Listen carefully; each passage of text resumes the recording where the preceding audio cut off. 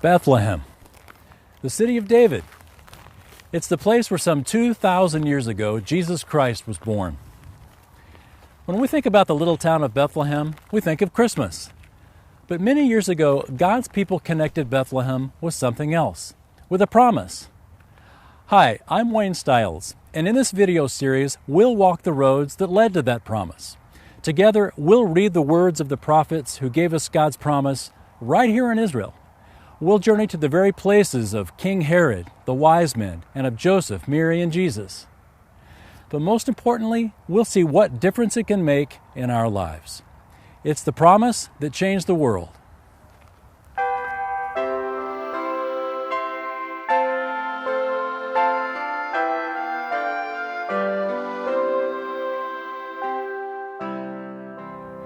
The world is longing for hope. The good news is God knows we need hope in this hurting world.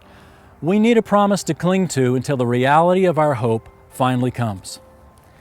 The Apostle Paul wrote in the book of Galatians, chapter 4, verse 4, "But when the fullness of the time came, God sent forth His Son, born of a woman, born under the law, so that He might redeem those who were under the law, that we might receive the adoption as sons."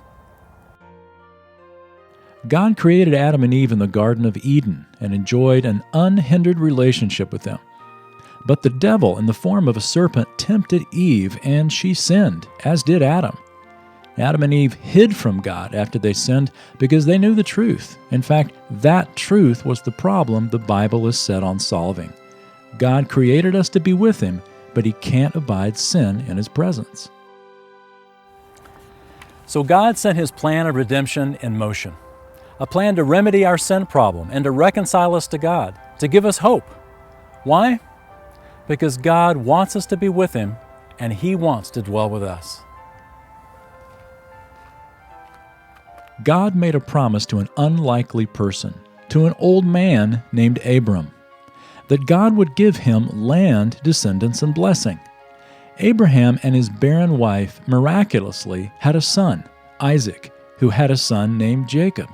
And Jacob's sons became the 12 tribes of Israel. One of those sons, Judah, became the line through which the promised blessing would come.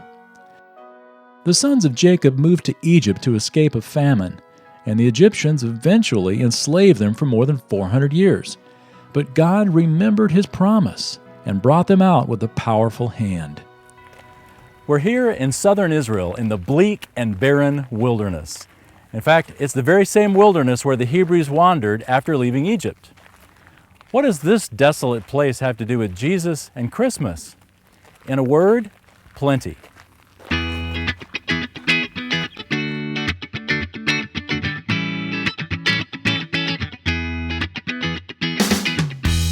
After God redeemed Israel from Egypt, He gave him a command: "Let them construct a sanctuary for me, that I may dwell among them." God's glory was hidden behind the tabernacle's veil. And even though the Lord concealed His glory inside the tent, the cloud that lingered above it served to remind the people that God dwelt with them. After Israel entered the Promised Land, the tabernacle found a dwelling place at Shiloh for 3 centuries. The prophets promised that God would dwell with His people. But even they had no idea how marvelous this promise would be. And reflecting on the coming of the Messiah, the Apostle John wrote these words in John chapter 1, verse 14. "And the Word became flesh and dwelt among us, and we saw His glory, glory as of the only begotten from the Father, full of grace and truth." The term that John uses for dwelt comes from a word that means tabernacle. In other words, God became a man and tabernacled with us. John compares this wilderness tabernacle to Jesus' life in the flesh. The same glory that filled the tabernacle in the wilderness also dwelt inside Jesus Christ, fully God, but now also fully man. The prophets not only foretold that the Messiah would be a son of Abraham, a son of David, born of a virgin, but one prophet actually told us where the Messiah would be born. We'll go there in our next episode.